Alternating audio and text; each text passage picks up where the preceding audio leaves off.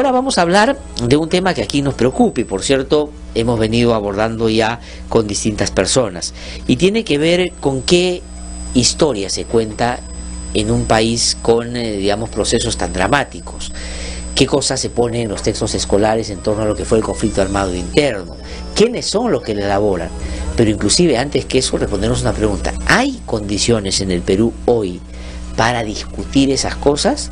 O, digamos, esto del terruqueo lamentablemente se convierte en la regla y tú piensas distinto a un sector y empiezan a descalificarte y te acusan inclusive de hacer apología al terrorismo.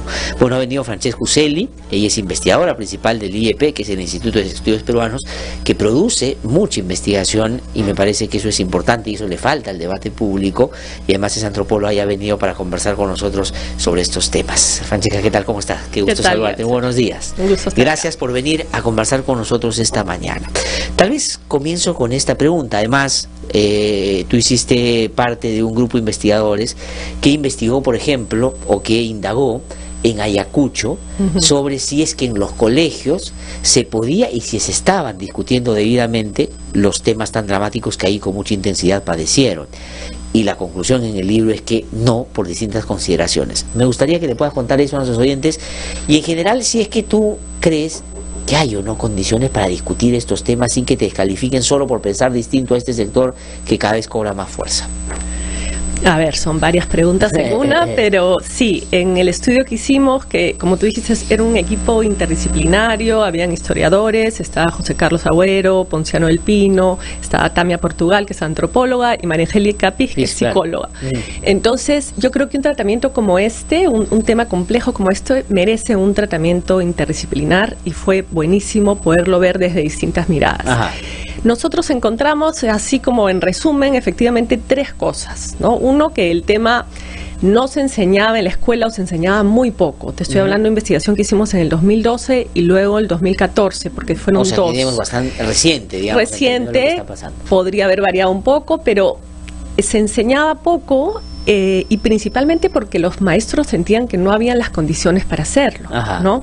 Porque no había de pronto un director que le parecía buena idea, porque no han recibido capacitación sobre cómo tratar un tema tan complejo, porque no sabían quién podía estar mirando, opinando o justamente con todo este tema de apología del terrorismo para los maestros sentían que podía ser un riesgo siquiera nombrarlo. Ese es, por ejemplo, Francesca, un elemento que aparece de manera muy fuerte en el estudio que ustedes hacen, que básicamente por evitar que pudieran después decir que ellos estaban haciendo apología al terrorismo, que ese es un dato muy duro en términos de por qué no avanzaban más en esa tarea, ¿no? Es más, durante el proceso de la investigación estaba en curso una ley adicional de negacionismo del terrorismo y esa ley ya no prosperó porque ya estaba la otra, pero entonces en ese contexto es que nosotros estuvimos haciendo el campo y los maestros estaban muy fastidiados y justamente señalando que hay temor para hablar del tema de acuerdo. Ahora, general. solamente como dato, eso fue, claro, cuando comenzó el gobierno de... No, inclusive fue en el gobierno anterior cuando se propuso esta ley de negacionismo. Exacto. ¿No es cierto? Y ya estaba la de apología y se propone la de negacionismo como para sumarle, ¿no? Sí, cosas que a mí me llamó mucho la atención y quiero hacer esa anotación porque la propia Marisol Pérez Tello estaba a favor de una cosa de esa naturaleza y me acuerdo que un día me llamó porque fui a la Comisión Interamericana de la Libertad, a la Relatoría de Libertad de Expresión a hablar en contra de ese proyecto de ley y ella me acuerdo que matizaba un poco con lo que decíamos. Ya, pero entonces ese temor es lo que marca un poco. Y es difícil en una zona como Ayacucho, donde los profesores también, y la mayoría de la gente tiene por lo menos una historia relacionada al conflicto, ¿no? Claro, el otro punto que es central y vinculado al anterior es que en la escuela hay memorias de este tema, ¿no? Fuertes, complejas, muy vívidas, ¿no? Los mismos maestros, la gran mayoría ha sido testigo directo del conflicto. O sea, no es que porque no se hable no existe el tema, o sea, el tema está instalado. El tema está ahí y surge en los momentos más inesperados y los maestros no necesariamente están preparados para abordarlo. Entonces, ¿qué pasa? Muchas veces el maestro reacciona como reaccionamos los padres de familias ante una pregunta incómoda de tu hijo, pero no estás necesariamente con una explicación orgánica, compleja, ¿no? Como debe ser la escuela, ¿no? Entonces, muchas veces se dice en los medios de comunicación, los chicos no saben nada de la época del terrorismo, ¿no? No es cierto, no es lo que hemos encontrado nosotros en las escuelas de Lima y de Ayacucho, ¿no? ¿Por qué? Porque los chicos tienen mamás, tienen abuelas, tienen tías, tienen tíos y ellos también transmiten lo que han pasado, ¿no? Lo que han vivido. Todos hemos vivido esto y de una u otra forma lo vas transmitiendo a las generaciones, ¿no? O sea, entonces sí hay una clara necesidad de abordar el tema en toda, desde una perspectiva distinta. Uno, primero, de generar las condiciones para la discusión, otra, de qué cosas se lleva a la discusión y otra, cómo metodológicamente se plantea esa decisión, ¿no es cierto? O sea, no es que lo que se esté discutiendo ahora sobre los textos sea una cosa solo, digamos, que ha aparecido de un momento a otro. Hay una necesidad de abordar ese tema. Hay una necesidad. Los chicos lo piden a gritos, sí, te diría, porque les da mucha curiosidad y solo reciben preguntas o respuestas muy puntuales sobre de sus padres, de sus familias, ¿no? Y tienen ellos esa historia como parcial, ¿no? Tienen la anécdota del tío, de la tía, del abuelo, ¿no? Y la tienen vívida, o sea, en detalles, la matanza, el asesinato, situaciones de mucha violencia, muy concretas y muy vinculadas a sus afectos, claro, ¿no? Pero no tienen una historia donde incorporar estas anécdotas como aisladas. No, claro, y alguien que pueda, desde el aula, plantear una perspectiva más allá de la experiencia propia. Exacto. En términos de una lectura que integre de por qué pasó esas cosas y por qué nos hizo tanto daño, ¿no es cierto? Exacto, donde esa historia personal se encuentre en una historia nacional, ¿no? Ajá. Donde haya una conversación y una comprensión, porque si no se queda en la anécdota, ¿no? Y a veces los chicos no saben que eso también pasó en otros lados y que le pasó a muchas otras personas de la misma manera, ¿no? De acuerdo, ahora vamos a llegar a lo que está pasando ahora, de cómo se está planteando este debate, pero quisiera que nos ayudes con un recorrido de qué ha pasado en los últimos años. Inclusive, si quieres, solo poniendo el límite temporal del estudio que ustedes hicieron entre el 2011 y el 2014. Han pasado por lo menos ahí 2 gobiernos, ¿no es cierto? ¿Cómo se ha abordado desde el sector de educación, que es el sector que tiene que tratar estos temas, esa problemática? ¿Tú crees que en algún momento se han tomado en serio y han dicho, oye, sí, aquí hay una necesidad y vamos a hacerlo de esta manera? ¿O siempre hemos estado en medio de tensiones y de administración de ciertas coyunturas para evitar no pelearse o, digamos, tener una visión bien parcializada del tema? Bueno, siempre han habido estas tensiones. Si nos remontamos, digamos, en el 2004 es cuando recién se incorpora este tema al currículum, ¿no? Después del entrega del informe de la Comisión de la Verdad, se pone en el 2004, pero realmente en el 2005, cuando se hace un diseño curricular nacional que se distribuye a todos los maestros, es cuando más se extiende. Ajá. Y comienzan a intentar hacer materiales educativos, y ahí viene, con el primer material educativo, viene la objeción de la excongresista Mercedes Cabanillas, que denuncia apología a los textos del ministerio. Yeah. Entonces siempre esa tensión está ahí presente. O sea, Mercedes Cabanillas denuncia al ministerio que estaba tratando mal los temas y generando apología. Denuncia que los textos, me parece que eran de la editorial Norma en ese momento, hacían apología del senderismo, del terrorismo, y que en ese momento el ministerio lo resolvió justamente convocando a una comisión técnica que analice los textos para evitar estas presiones de un lado y de otro, ¿no? Y en ese momento, porque ahora no es así, sí fue técnica realmente, es decir, frente a una... Claro, tú no puedes decir denuncia exagerada de Mercedes Cabanillas, el tratamiento desde el sector de educación fue razonable en términos de atender el problema, pero a la vez hacerlo como correspondía. Exacto. Sí, en ese momento sí. el ministerio convoca una comisión técnica para que, digamos, pueda analizarlo desde ese punto técnico, histórico, pedagógico, el tema, y la comisión, me parece que hay representantes del Foro Educativo, de las universidades, del Consejo Nacional de Educación, o sea, digamos, un conjunto de académicos expertos en educación y en estos temas que podían dar una opinión de donde nunca debió salir, ¿no es cierto? Exacto, de donde nunca debió salir. Ya, pero entonces el 2008 se da este episodio y se procesa de esa manera. ¿De ahí qué pasa? De ahí, en el 2012, cuando nosotros comenzamos este estudio, estuvimos muy cerca, digamos, al ministerio, conversando, contándole lo que estábamos haciendo, en fin, entrevistando a las personas vinculadas con el área o con la dirección de secundaria. Y entonces en ese momento se hacen nuevos textos, ¿no? Y ahí es la ministra, entiendo que se encarga de eso justamente por las presiones que reciben de revisar estos textos y de hacerlos y de publicarlos eventualmente. Y esos textos ganan en un poquito más de espacio, digamos. Los textos anteriores tenían, no me acuerdo, pero 3, 4 páginas o 2, me parece que eran 2 caras, y estos textos tienen un poquito más. Obviamente, cuanto más espacio estamos hablando del 2012. 2012 y estaba Patricia Salas ahí como ministra de Educación. Y por la, digamos, la complejidad del tema, entiendo que era un tema como de alta dirección, digamos, ¿no? Que normalmente no lo es, ¿no? Ya, bueno, pues debería ser un manejo distinto, pero ya, entonces ella que decide publicar los textos. Ella saca estos textos y, digamos, en ese momento, una de las críticas, digamos, a los textos es que manejan una diversidad de términos por evitar nombrar conflicto armado interno, ¿no? Entonces habla de crisis de la violencia, habla de subversión, habla de terrorismo, pero sobre todo el título de la sección es la crisis de la violencia, ¿no? Claro, son los problemas que se generan por no llamar a las cosas por su nombre. Entonces uno trata de quedar bien con uno y con otro y no queda bien con ninguno, ¿no? O en todo caso habría una salida, supongo, más pedagógica, que es sacar el tema de discutirlo, ¿no? Ahora, esto se llama así, ahora, y que... Pero yo te quería preguntar, porque, a ver, tú que eres especialista en construcción de políticas públicas, no solo en educación, otros temas, pero en educación. Si tú tienes un documento, como el informe de la Comisión de la Verdad, que lo hizo una comisión que creó el gobierno, que tiene ese rango, y genera un documento oficial, y si lo entregas al presidente de la República, el presidente de la República dice, adoptamos el informe de la Comisión de la Verdad, ¿por qué cuando tú quieres trasladarlo a los textos escolares, ese no es tu punto inevitable de apoyo? Tendría que serlo, no sé, al margen de que a ti te guste, no te guste, te parezca que falta un poco, lo otro, por lo menos debería ser un apoyo. Y lo es. En los textos de historia, en este momento, lo es. El informe de la comisión es una de las fuentes principales, de acuerdo, ¿no?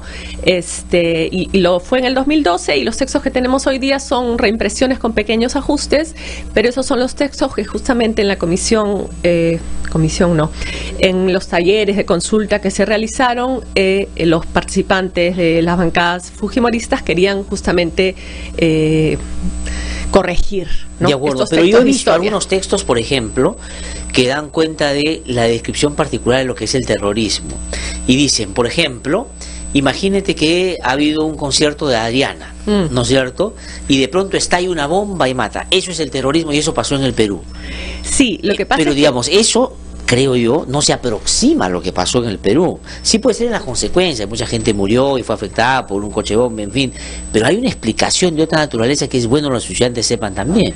Es terrible, esos textos son terribles, pero solo para ver la cronología y entender, son 2 tipos de textos distintos los que se han puesto a consulta. De acuerdo. Y cada uno tiene una opinión de cada texto y a veces se confunde. Entonces tenemos el de historia, que tiene como fuente a la Comisión de la Verdad, pero que, digamos, quizás no elabora más profundamente en las causas, tiene esta no posición frente al nombre, pero son textos que son más o menos completos, se pueden siempre mejorar. ¿Tú dirías que ese está en la línea que debería discutirse en el colegio, con matices, digamos, pero en donde no está? Si te soy sincera, me parecían criticables hasta que salieron los otros.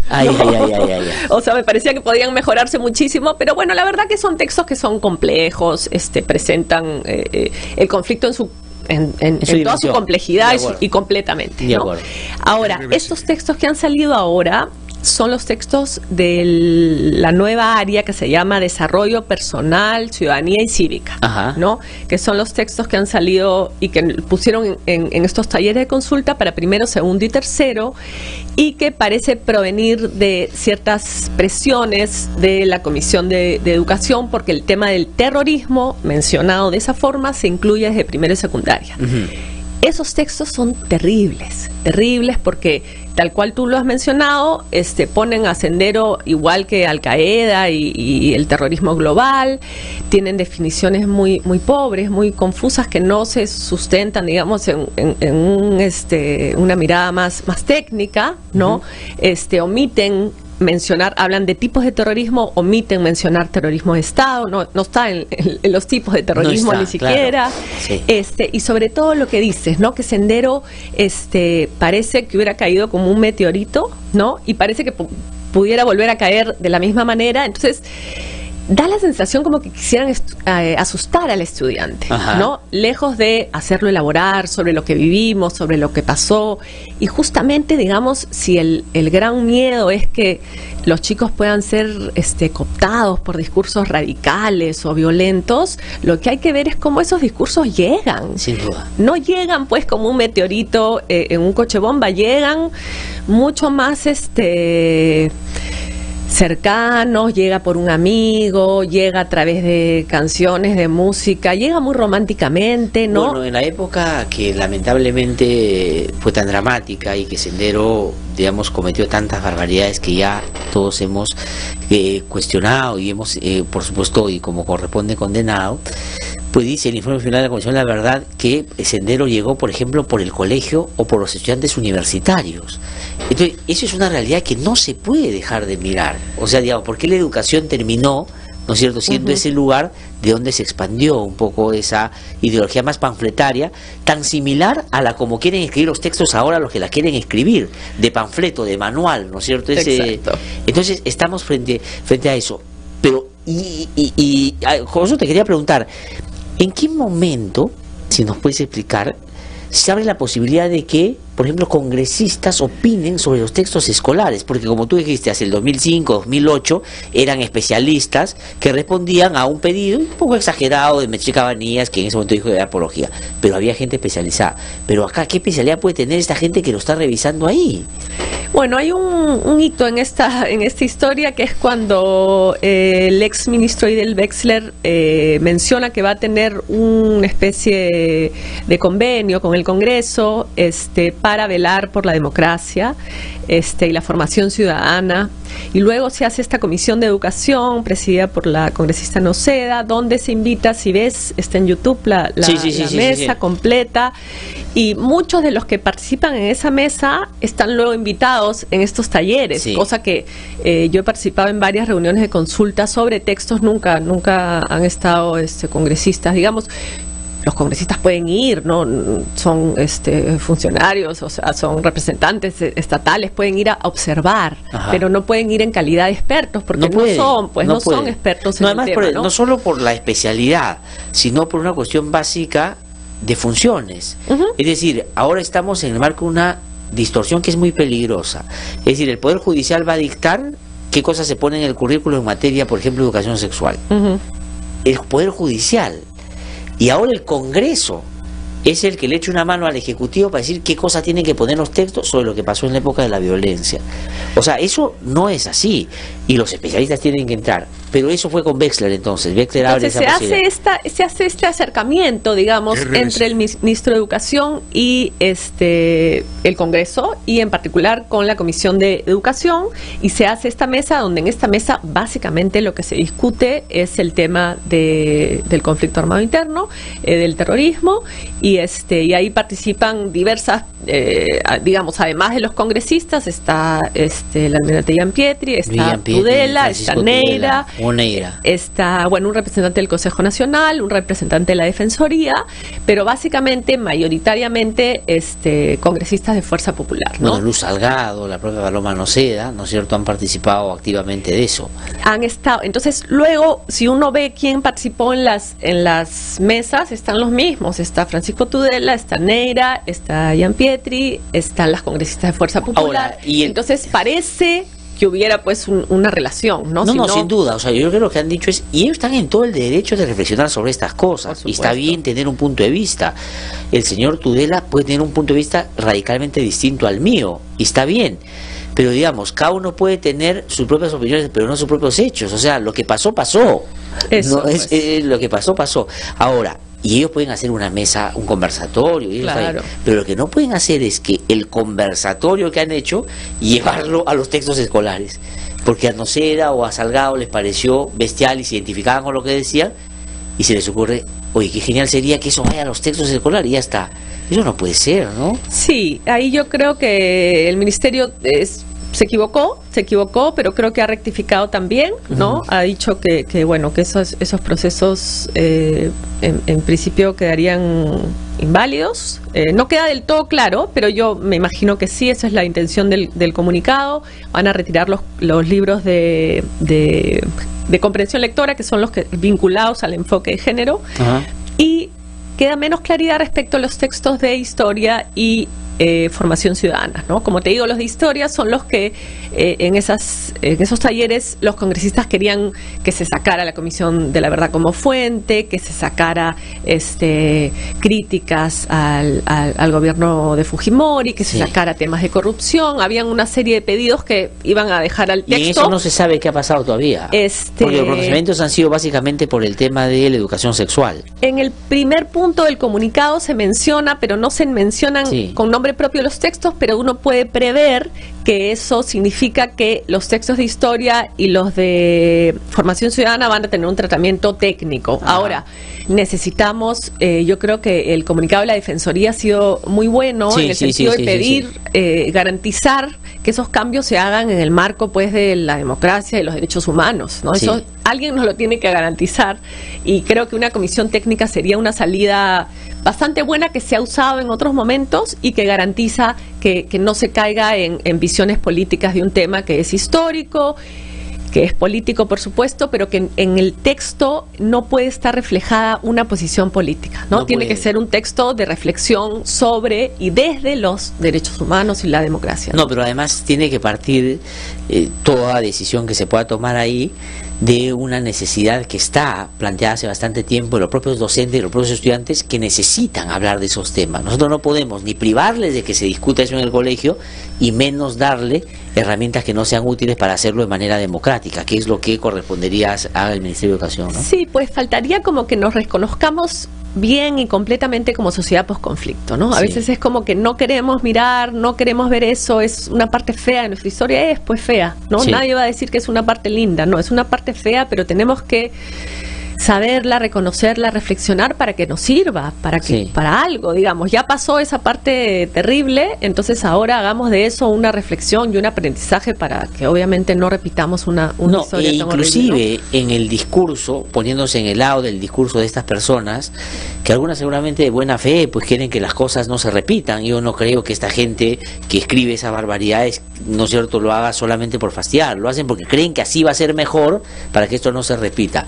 Pero lo que hay que hacer es discutir qué cosa está a la base de por qué pasaron esas cosas, o sea, por qué un grupo tan irracional, tan insignificante como Sendero nos hizo tanto daño. O sea, qué pasaba con nuestra sociedad en ese momento para que nos afectara de esa manera, y sobre la base de eso avanzar en la discusión más política de combatir, por ejemplo, al Movadef y a otros, pero con argumentos de esa naturaleza, no con el panfleto que usan los políticos de maldecir a todo el mundo pensando que así están construyendo algo, ¿no? Sí, pues exactamente, porque finalmente, como dijimos antes, los jóvenes fueron cooptados por un discurso más romántico y atractivo y dogmático, ¿no? Entonces lo que tenemos que hacer es reflexionar y fomentar el pensamiento crítico, pero en serio, en la escuela, ¿no? Y eso supone pues ver distintas versiones y no tener miedo. Yo creo que en los textos hay una mirada del adolescente también empobrecida, como si el adolescente, para comenzar, fuera a aprender y asimilar directamente lo que el texto dice, ¿no? Eso me parece que es una de las cosas más graves que se pueden desprender de la manera como se está tratando este tema, que creen que los niños, los adolescentes, son cajas vacías donde tú vas y llenas lo que te da la gana. Y eso no es así, ¿no? O sea, digamos, no es así porque la realidad es distinta y porque felizmente en el mundo hemos avanzado en el ejercicio de derechos y ellos son tan sujetos de derechos como nosotros, y por lo tanto hay que hablarles de esa perspectiva, ¿no? Claro, pero imagínate tú que eres un estudiante que tiene una historia familiar, local, que sabes lo que pasó en tu comunidad, que hubieron violaciones a derechos humanos por parte de las fuerzas del orden en ese momento, y que tú te encuentras con un texto que no sale nada sobre eso. Pues. Entonces ¿quién es esta escuela? ¿Quién es este Estado? O sea, va a ser un volver a sentir que tú no eres parte de esa historia y que aquellos crímenes también pasan impunemente, ¿no? Sí. Creo que tenemos un montón de sentencias finales ya firmes sobre violaciones de derechos humanos que pueden estar en los textos, O sea, hay una verdad judicial que puede perfectamente estar en los textos. Exacto. Es indiscutible. Exacto. O sea que Fujimori es lo que es, eso ya lo ha dicho, digamos, todos los tribunales a los cuales fue sometido en una democracia. Exacto. Y eso tiene que estar, como tiene que estar Abimael Guzmán, ¿no es cierto? Porque también hay una verdad judicial sobre él que dice que él cometió todas las barbaridades, atrocidades, y también en democracia, porque él fue juzgado, digamos, sin el respeto al debido proceso, pero la democracia tuvo a bien volverlo a juzgar y sentenciarlo severamente, que es lo que está pagando ahora. Y eso tiene que estar en los textos. Entonces, si eso ya lo negamos, entonces en realidad estamos simulando una preocupación frente a algo que podría repetirse si no hacemos las cosas bien, ¿no? Exacto, y además es esta idea del pasado en realidad forma parte de nuestro presente, ¿no? Sí. No es un pasado muy reciente, sí, ¿no? Entonces no es un tema que podamos meter debajo de la alfombra, porque los chicos y las chicas tienen las historias muy vividas ahí, ¿no? Y hay cosas todavía por solucionar. Si no asumimos que somos una sociedad post-conflicto y que tenemos miles de secuelas, ¿no?, físicas, emocionales, tenemos gente que sigue buscando aún a sus desaparecidos. Entonces, 16.000 personas que están desaparecidas. Entonces no podemos, pues... No es un problema de antes, pues. No es un problema de antes, es un problema de hoy, y los chicos lo viven hoy. No, y los que muy tenemos hijos. cercanamente, Yo tengo una hija, y claro, cuando me preguntas sobre estas cosas, ¿qué le digo? No, mire, el terrorismo es poner una bomba y explotas y mueres. O le explico, por el otro día estaba haciendo mi hija un trabajo sobre los ayánicas. Entonces yo le tenía que explicar cómo la población ayánica fue lamentablemente casi desaparecida en un buen porcentaje por lo que hizo Sendero. ¿Cómo no le explico eso? O sea, ¿cómo le digo, no, mira, llegó alguien, se disfrazó, metió una bomba y murieron? O sea, hay que empezarle a explicar para que justamente sepan por qué pasaron esas cosas y por qué una sociedad como la nuestra se resiste a aprender de su propia historia, ¿no? Y con otros episodios también, ¿no? Por supuesto. Pero bueno, vamos a ver qué pasa. Francisco Uccelli ha estado con nosotros. Muchísimas gracias por haber venido a conversar con nosotros. Que te vaya muy bien, excelente, interesante. Creo que mucha gente, como están escribiendo acá, interesada por lo que has dicho, se han ido como enterando un poco más de lo que está en el fondo de estas discusiones. Muchísimas gracias. Gracias a ti. Tengo que ir a una pausa. Regreso en un instante, estamos aquí en No Hay Derecho.